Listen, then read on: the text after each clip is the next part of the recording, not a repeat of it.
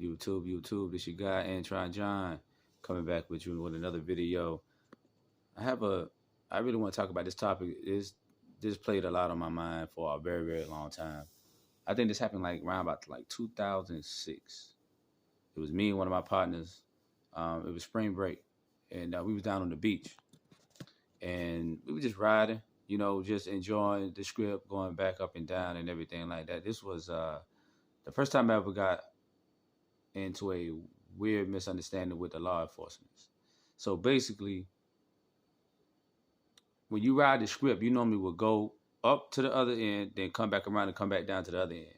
So basically, we just came from the north side and now we was going back to the south side.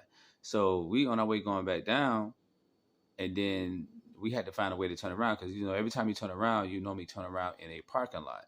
So when we turn around in the parking lot and we left back out, and for some reason, when I was leaving out of that parking lot, it was just a weird feeling. I can't explain it, but hey, I'm going to go back to that. But I left out of the parking lot, we leave back out, and we on our way heading back up to the north because, that's all we pretty much do. You just ride up and down the script. But anyway, we get to the light, and I look to my right. Excuse me. I looked to my right, and I saw that the officer was looking at the car because we was running the Cadillac. Cadillac had rims on it. So, so they looking. So I'm looking like, okay, well, I ain't doing nothing. So I put on my left signal light to go around. And then all of a sudden, when I was leaving out, I'm seeing them staring the car down. So I don't know what's going on. So I said, it definitely can't be nothing about us. So I'm riding. Then all of a sudden, out of nowhere, I can see everything going on in my rearview mirror because I'm watching him because he's watching us. And then I seen him jumping in the car and the lights on. And then I'm start seeing, and then that's when I turn my way and stop focusing on the highway. Then I look back again. They was behind us. And when I mean they, man, it was about 1, 2, 3 cop cars. They had a couple of cops on bikes. And then you had a couple of them in golf carts. Because on the script, you just got like a bunch of cops. And you got some on foot. So anyway, I pulled over. Right? When I pulled over, I didn't think no more of it. I looked down and then I looked back up in the mirror. When I looked back in the mirror, they got guns pointed on us. And I'm telling my boy was like, maybe you run that left light. I said, that ain't me running that light ain't got no reason for them to put guns on us. So I'm nervous. So I'm stepping out, and that was the worst thing I ever could have do because I got nervous because I never had guns. I never had guns with an S pointed at me, and it was crazy. And then right when I was trying to get out, that's when they said, "Don't get out, stay still, don't move." And I'm like, man, what's going on? So that's when, okay, something going on. I don't know what it is, but something major is going on right now. So anyway, they walked me through, got out, told me to stand up, hands on top of the head, hold your shirt up, spin all the way around, back to the sound of my voice. I back to the sound of the voice. And, they throw the cuffs on me, put me in the car. They did my boy the same way. Then one of the cops came and told me, "Hey man, what y'all doing down here tonight?" I say, "Hey, look, we just come down here to chill, look for some females, and have a bar tonight." So they was like, "Oh, okay." So I'm seeing them going to the trunk, and they went to the trunk or whatever, and then we had alcohol. They put everything back. We had alcohol. They put that back. They searching our bags and everything like that. I don't know what they're looking for, right? That's the crazy part. So that's when they did my boy the same way, my brother the same way, and they walk him back. And then that's when one of the cops was like, "Yeah, they saw y'all leaving a hotel and some white kids got robbed."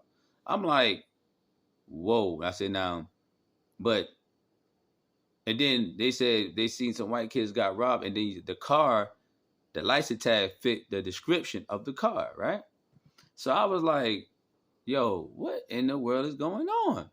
So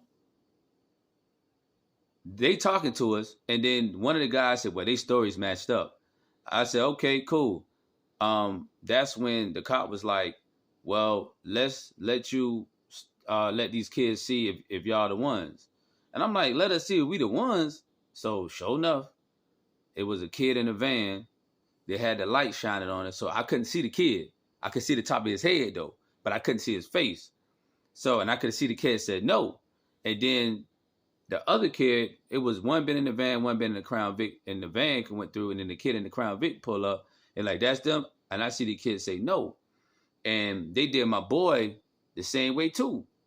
So I don't know who them two white boys was, man, but I loved them that night. Lord have mercy, I loved them that night. Because if it would have been some white kids that just wanted revenge, we would have been up the river, straight up. We would have been up the river.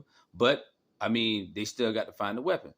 But come to find out, the reason why they were searching our bags is that they were looking for a gun because the kids was getting robbed at gunpoint.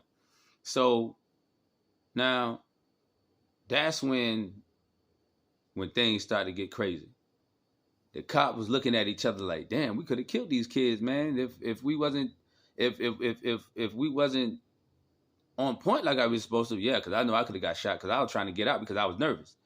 And then, but peep this out, right? So they take the cuffs off of us and say sorry. They say sorry or whatever. They say, oh man, this was a misunderstanding. But can you please come down to the precinct? And so just in case if something pop up, I said I thought that was mad disrespectful. In case something just popped up, man, whatever. So we went down there, the license tag. Now, this is the funny part. He said the license tags matched the description of the vehicle. So they ran the tags, and the tags still had, my boy had a Oldsmobile Aurora. My man at the precinct said that one of the cops, because they came up there, he was like, well, why does tag match a white Oldsmobile Aurora? And I look at my boy, I said, but y'all said that our tags had matched the description of the car. They lied. They never did have no description of the car. They never had descriptions of the tag. They pretty much lied in our face. So I could have lose my life over a lie. Like that plays with my mental health a lot. Like sometimes I'm able to forget about it, and then sometimes it come back because it makes me realize how, and this was back in 2006. Reminding y'all, this was in 2006 when this happened. But very scary, man. Very scary moment. I never will forget that moment. That will be a moment that I will always remember. Because even when I look at my kids and what I'm able to accomplish in life, I could have missed out on this if them cops would have been trigger happy. And but the grace of the universe, I was able to survive that moment. It was super scary, man. It was so scary to where it's like I could have died because, like I said, I had my foot outside the door, and they were like, "Don't move, don't move, don't move." I'm saying, man, right then and there, it could have been game over. But like I said, it was just the grace of God, man, the grace of the universe, man. I was saved, and not only me, my boy too, but like shout out to them white too, shout out to the white kids too, man. Them two white kids, man, because they could have really, really put us in a real dangerous situation, but they didn't. They was honest. But yeah, to the tags, they said the tags fit the description of the car, but we was riding in a Cadillac, and the descriptions of if they really did had the descriptions of the tag would have told them would have been a white Aurora Oldsmobile, and the cop, one of the cops that was out there arrested us, he would look even more of a suspect than everything. Then he was like, he shook his head, like the cop shook his head, like, man, we really messed up tonight. I'm like, I give him the look like, yeah, you did, because you could have killed me, because I didn't know what was going on. I was just trying to get up out of there because I'm like sitting here like, man, what's going on? The most weirdest feeling is having guns put on you for no reason. That is the most dangerous and embarrassed moment ever. And then there was a lot of people around watching the whole thing too. But like I said, when we got to the precinct, and they signed out the tag didn't match the vehicle, then right then and there we had a case. But my boy didn't want to push the issue, so I didn't push the issue. And then also they made us take pictures. I didn't understand why they made us take pictures. Well, you take a picture just in case. I'm like, just in case what? I said, man, you know how the game go with that. But anyway, that played with my mental health a lot. Especially when it comes with cops and certain situations. So like that's a story that I never really talked about, and like I said, it was a very, very, very weird situation. And like I said, shout out to them young men, them two young white guys, man, because they had us, but they shook their head. I'd never forget that night because the light was shining in our face, but we couldn't see the top of their head, and they were saying no. Each one said no, and I appreciate y'all. Don't know who y'all are, but thank you. But yeah, that was my running with the law enforcement, man. Super scary. I'm just so happy to still be alive, you know, due to that situation, because it was very hostile that night. It could have got crazy because they really thought we had a gun. Excuse me. So that's why they had their guns pointed on us, man. I'm telling you, I counted about 12, 14 guns pointed on us that night, and we didn't have nothing. We didn't have no gun. We had nothing, man. So that was a really scary night for me. But that was a story that I never talked about. I just wanted to share that, you know, coming from the Antron John YouTube channel. Please like and subscribe.